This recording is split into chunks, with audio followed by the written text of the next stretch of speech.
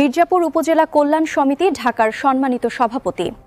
অনুষ্ঠান নিয়ে ট্যালেন্ট টিভিকে বিশেষ সাক্ষাৎকার দিয়েছেন। তো সুপ্রিয় দর্শক, মির্জাপুর কল্যাণ সমিতি ঢাকা আমরা দেখতে পাচ্ছি যে মমতা পল্লী রিসোর্টে যেন এক টুকরো মির্জাপুর হয়ে উঠেছে এবং মির্জাপুরবাসী সবাই একটি সুতায় গাঁথা আজকে এই মমতা পল্লীতে।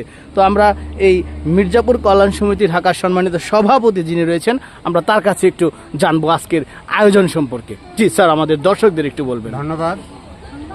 আমাদের মির্জাপুর উপজেলা কল্যাণ সমিতি ঢাকা এটা একটা ঐতিহ্যবাহী একটা সমিতি, যার জন্ম হয়েছে 1958 সনে।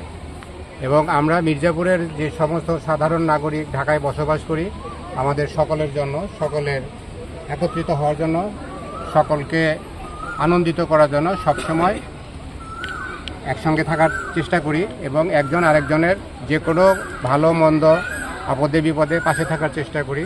সেই উদ্দেশ্যে মির্জাপুর উপজেলা কল্যাণ সমিতি গঠিত হয় এবং আমরা ওটা নিয়েই থাকার চেষ্টা করি।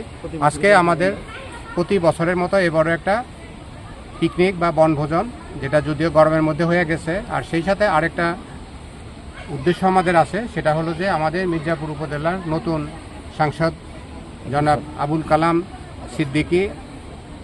কালাম আজাদ সিদ্দিকী, ওনার জন্য আমরা একটা সম্বর্ধনা আয়োজন করেছি, যে সম্বর্ধনায় উনি থাকবেন এবং উনি মির্জাপুরের জনগণের ভবিষ্যতের জন্য কথা বলবেন, কাজ করবেন, এটা আমরা আশা করি।